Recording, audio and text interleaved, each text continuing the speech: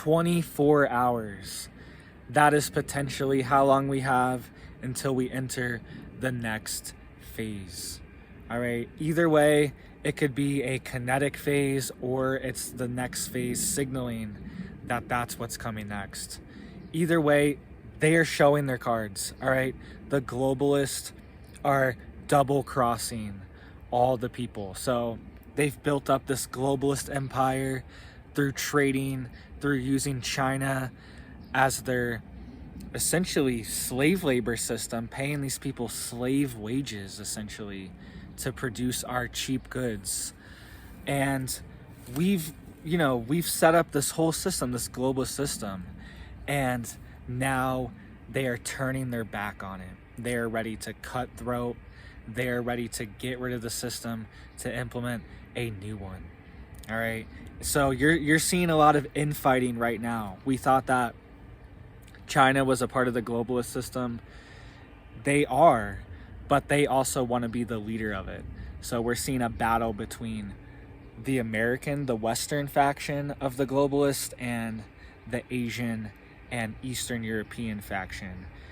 They are trying to take control. They're fighting for who gets control of the future right now. And this is serious. We are not messing with some little country that we can push around. This is China. All right. This is a country that has over 1 billion people. This is a country that controls the global supply chain, essentially. They essentially produce everything that the world needs, even our medicines. There's medicine shortage right now because China is not producing the medicine that they need and they're not able to ship it over here. So this affects every aspect of your life, not just cheap little Chinese products they can buy at the dollar store.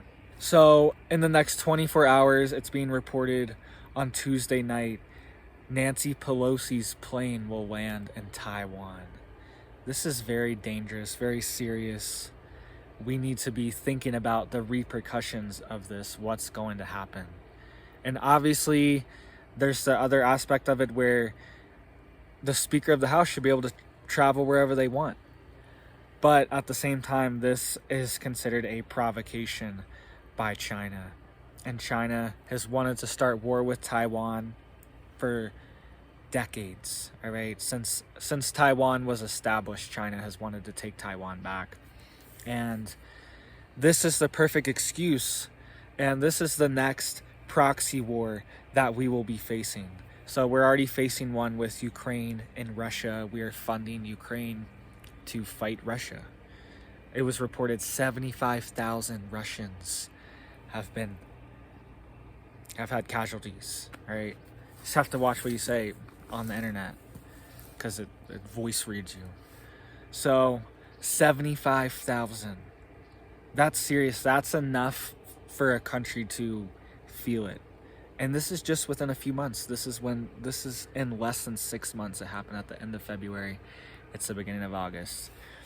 This happened in less than 6 months. If this continues, the casualties are going to be massive. What about China? What about Taiwan? Is Taiwan the next proxy war? Are we going to see massive casualties, Chinese casualties and Taiwanese casualties as well? Taiwan is telling their military officers and military personnel to stay home. Do not leave. You are under lockdown. We are about to go under martial law because they're preparing for war. China is firing live ammunition drills. All right.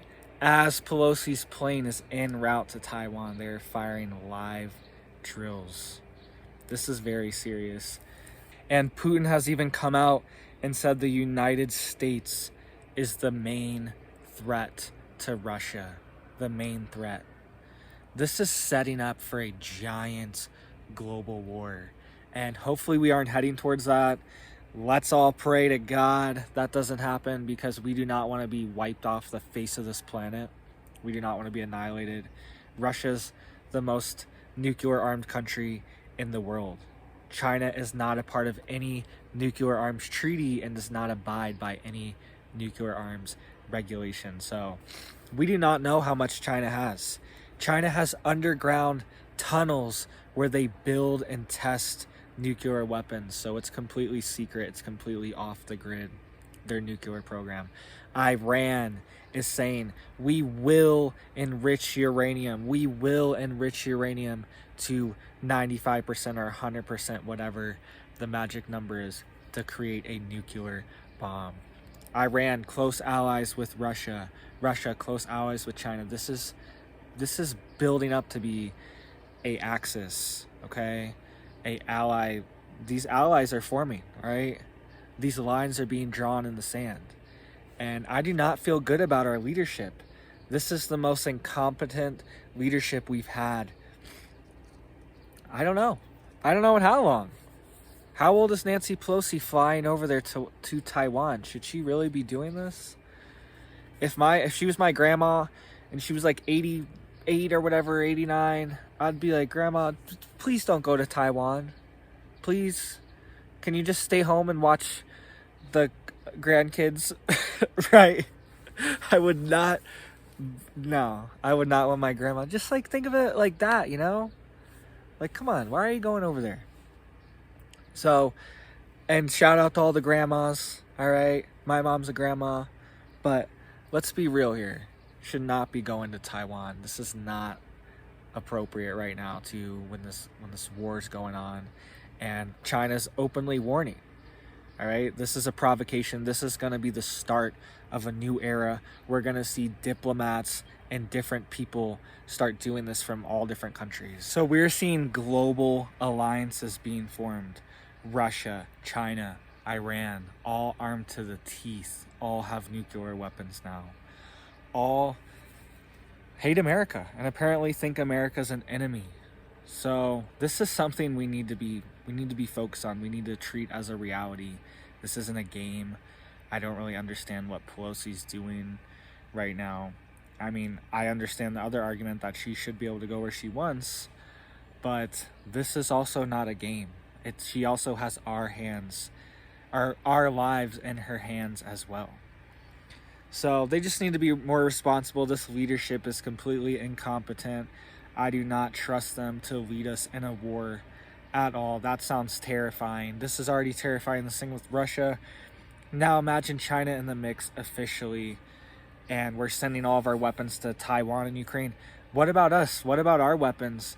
Who's replenishing all these weapons? There's already been massive shortages on javelins. What happens when we have a real war, kinetic war, with them directly? Our supplies are going to be depleted. We are not going to have enough supplies to defend our own country. It might just resort to things escalating to a nuclear situation even faster, because all of our weapons will be depleted. And if we have a direct attack from Russia or China or Iran or any third-party actors or any false flag situation, anything, it could be anything. There's so many cards on the table. Then we're vulnerable. So get your preps, get stocked up. You'll feel better about all this stuff. Once you do, you won't feel like anxious about it and scared about it. You'll just be like, all right, I'm ready to go. So if you guys like this kind of stuff, you like the prepper news, please hit it up down there. Please hit the sub. And if you really like it, hit the bell too. Thank you guys for your support. You guys are a blessing. It's a blessing that anyone wants to listen to me rant and ramble, and I can't even talk half the time. So thank you guys for watching me, and you have a big old blessed day. Thank you.